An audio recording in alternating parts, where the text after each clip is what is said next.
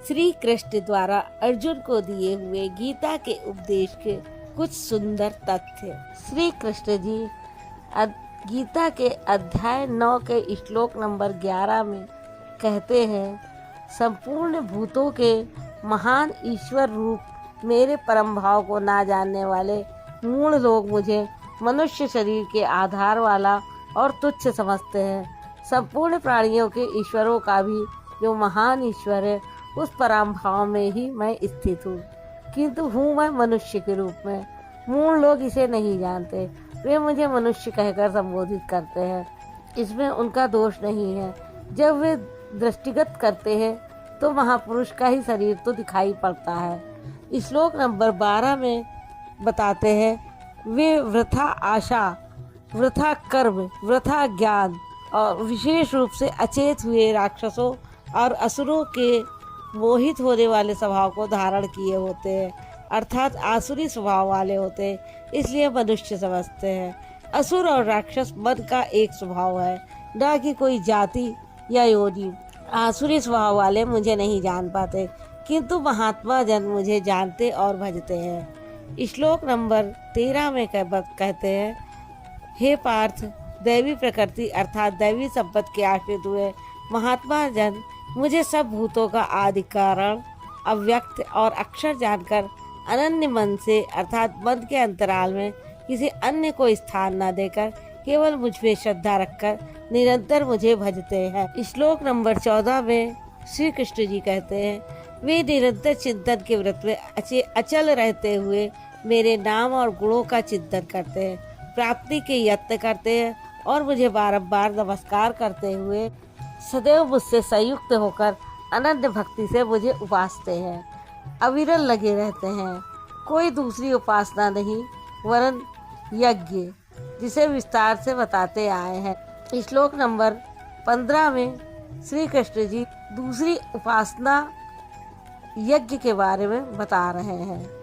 उनमें से कोई तो मुझ में सर्वव्याप्त विराट परमात्मा को ज्ञान यज्ञ द्वारा भजन करते हैं, अर्थात अपनी हानि, लाभ और शक्ति को समझकर इसी नियत कर्म यज्ञ में प्रवृत्त होते हैं। कुछ एकत्व भाव से मेरी उपासना करते हैं कि मुझे इसी में एक होना है, और दूसरे सब कुछ मुझे अलग रखकर मुझे समर्पण करके निष्काम सेवा भाव से मुझे उपासते हैं तथा बहुत प्रकार से उपासते हैं, क्योंकि एक ही यज्ञ के ऊंचे नीचे स्तर है। यज्ञ का आरंभ सेवा से ही होता है। योगेश्वर श्री कृष्ण कहते हैं, यज्ञ मैं करता हूँ। यदि महापुरुष रथी न हो तो यज्ञ पार नहीं लगेगा। यज्ञ कर्ता कौन है, इस पर योगेश्वर श्री कृष्ण जी श्लोक नंबर 16 में बताते हैं, कर्ता मैं हूँ। वस्तुतः कर्ता के पीछे प्रेरक के रूप में सदैव संचालित करने वाला इष्ट ही है। कर्ता द्वारा जो पार लगाता है मेरी देन है। यज्ञ मैं हूँ। यज्ञ आराधना की विधि विशेष है। पूर्ति काल में यज्ञ जिसका सृजन करता है, उस अमृत को पान करने वाला पुरुष सनातन ब्रह्म में प्रवेश पा जाता है। स्वधा मैं हूँ, अर्थात अतीत के अनंत संस्कारों को विलय करना, उन्हें तृप्त कर देना मेरी देन है। भव रोग को मिटाने वाली औषधि मैं हूँ। मुझे पाकर लोग इस रोग से निवृत्त हो जाते हैं। मंत्र मैं हूँ। मन को श्वास के अंतराल में निरोध करना मेरी देन है। इस निरोध क्रिया में तीव्रता लाने वाली वस्तु हवि भी मैं हूँ। मेरे ही प्रकाश में मन की सभी प्रवृत्तियाँ विलीन होती हैं। हवन अर्थात समर्पण भी मैं ही हूँ। श्लोक नंबर 17 में श्री कृष्ण जी कहते हैं, सब मुझसे होता है। अर्जुन, मैं ही संपूर्ण जगत का धाता अर्थात धारण करने वाला, पिता अर्थात पालन करने वाला, माता अर्थात उत्पन्न करने वाला, पितामह अर्थात मूल उद्गम हूँ, जिसमें सभी प्रवेश पाते हैं। और जानने योग्य पवित्र ओंकार अर्थात हम आकार इति ओंकार, वह परमात्मा मेरे स्वरूप में है। सो अहम त्वम असि इत्यादि एक दूसरे के पर्याय हैं। ऐसा जानने योग्य स्वरूप मैं ही हूँ। ऋक् अर्थात संपूर्ण प्रार्थना, साम अर्थात समत्व दिलाने वाली प्रक्रिया, यजु अर्थात यजन की विधि विशेष भी मैं ही हूँ।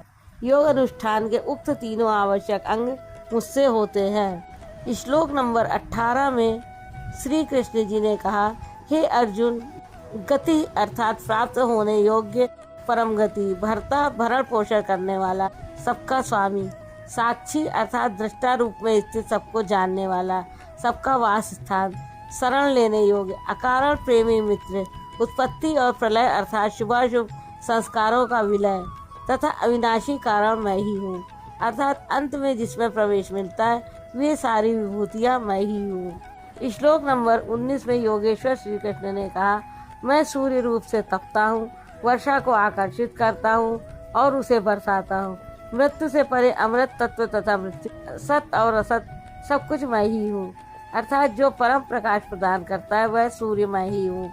कभी कभी भजने वाले मुझे असत भी मान बैठते हैं, वे मृत्यु को प्राप्त होते हैं। श्लोक नंबर 20 में श्री कृष्ण जी बता रहे हैं, आराधना विद्या के तीनों अंग ऋक्, साम और यजु अर्थात प्रार्थना, समत्व की प्रक्रिया और यजन का आचरण करने वाले, सोम अर्थात चंद्रमा के क्षीण प्रकाश को पाने वाले, पाप से मुक्त होकर पवित्र हुए पुरुष उसी यज्ञ की निर्धारित प्रक्रिया द्वारा मुझे इष्ट रूप में पूजकर स्वर्ग के लिए प्रार्थना करते हैं। यही असत की कामना है, इससे वे मृत्यु को प्राप्त होते हैं, उनका पुनर्जन्म होता है। वे पूजते मुझे भी हैं, निर्धारित विधि से पूजते हैं, किंतु बदले में स्वर्ग की याचना करते हैं। वे पुरुष अपने पुण्य के फलस्वरूप इंद्रलोक को प्राप्त होकर स्वर्ग में देवताओं के दिव्य भोग भोगते हैं, अर्थात वो भोग भी मैं ही देता हूँ।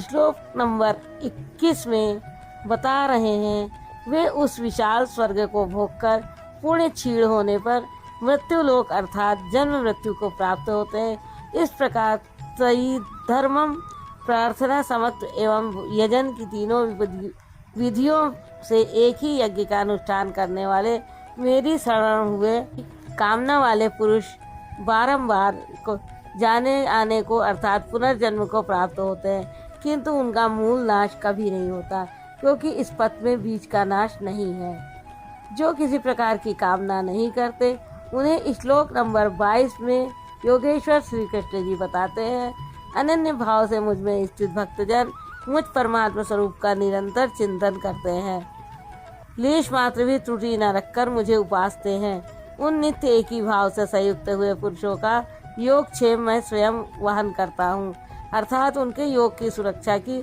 सारी जिम्मेदारी मैं अपने हाथ में ले लेता हूँ। इतना होने पर भी लोग अन्य देवताओं को भजते हैं। राधे राधे।